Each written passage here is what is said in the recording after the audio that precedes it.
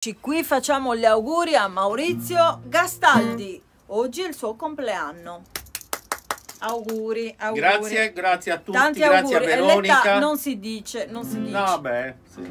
Oh, iniziamo questa live pomeridiana improvvisata con una canzone tradizionale sarda tradotta in russo dalla mia bravissima insegnante Eugenia Scerba. Ricordo che tutti i diritti sono riservati, quindi per chi volesse fare il furbo glielo ricordo, sono canzoni registrate. Dunque, Manahini Paula, Samonza de Baule in sardo, una canzone tradizionale sarda tradotta in russo. Vai Maurizio.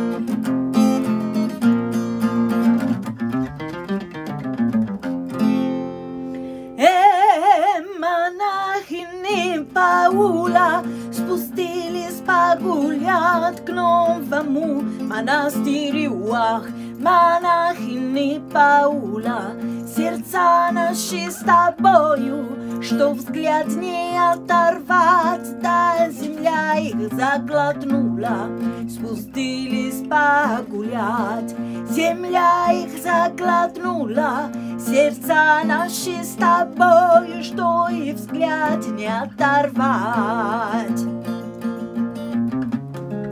К новому монастырю, что взгляд не оторвать, земля их заглотнула, сердца наши с тобою.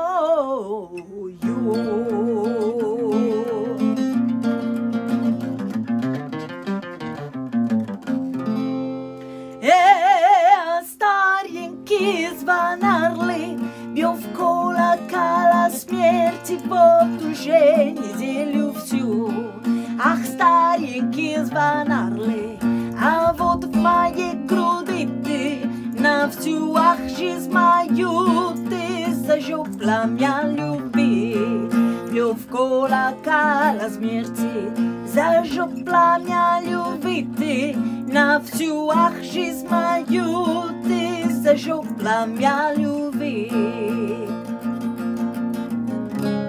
Рожденные в раннике мужчины ведь такие потребуют любви, любви, любви, но ее взамен не жди.